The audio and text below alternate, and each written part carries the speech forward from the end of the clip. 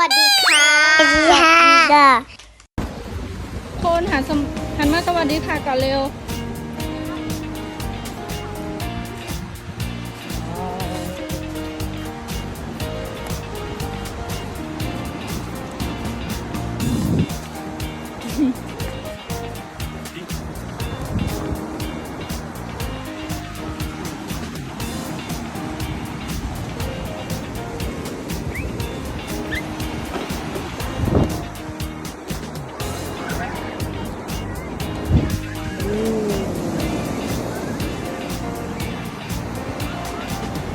ขึ้นนะคะ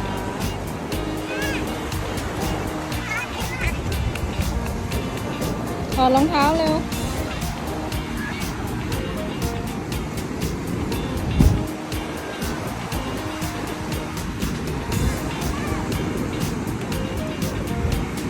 วิ่งมาลินวิ่งมาเลยลิน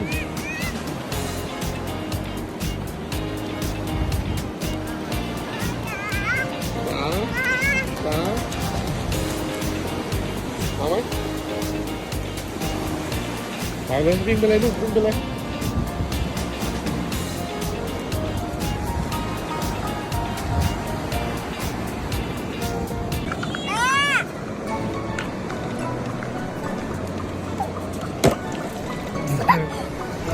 หัวหน้าโดนอันนั้นนี่ใส่แล้วนี่ นี่คือแก๊งเลยแสบ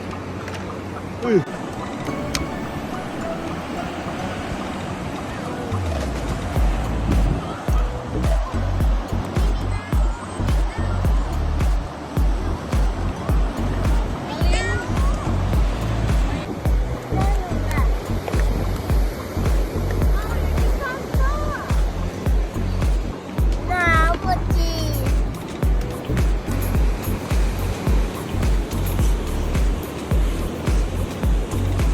โอ้พี่พลอยเก็บหอยพี่พลอยเก็บหอยไหนดูดิดูดิ อันนั้นนี่ลอยอ่ะก็เต็มว้าวน่ารักอ่ะ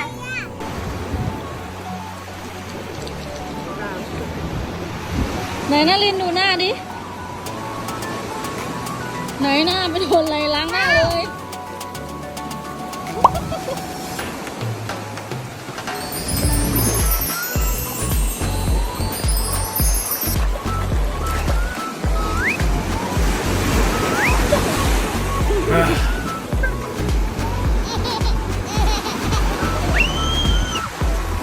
หอยนะคะ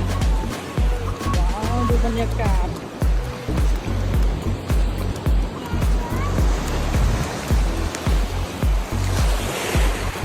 ไหนหอยยังไม่มีตัวนะลูกน่ะ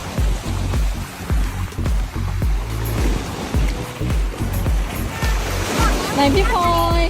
สวัสดีค่ะไหนดูหอยหน่อยลูกโอ้หอยเยอะมากอันนี้เราไม่ได้ทำลายธรรมชาตินะคะน้องเก็บไปดูแสดงว่าระบบนิเวศบริเวณนี้คือแบบดีมาก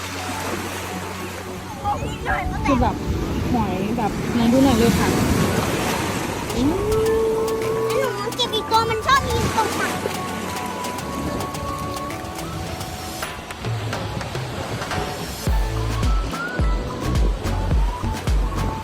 มาเร็ว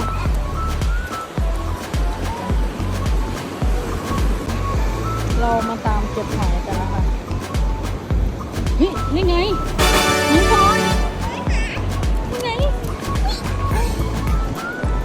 อุ้ยมันกำลังผสมพันธุ์กันเลย เดี๋ยวดูดิ นี่ค่ะ เราต้องให้เขาผสมพันธุ์แบบ เราต้องหาพื้นที่บริเวณให้เขาผสมพันธุ์กันก่อนขอโทษนะคะ ไปผสมพันธุ์ข้างล่าง พี่พลอยปล่อยหอยสู่ทะเลเรียบร้อยนะคะ เก็บทำไมวะ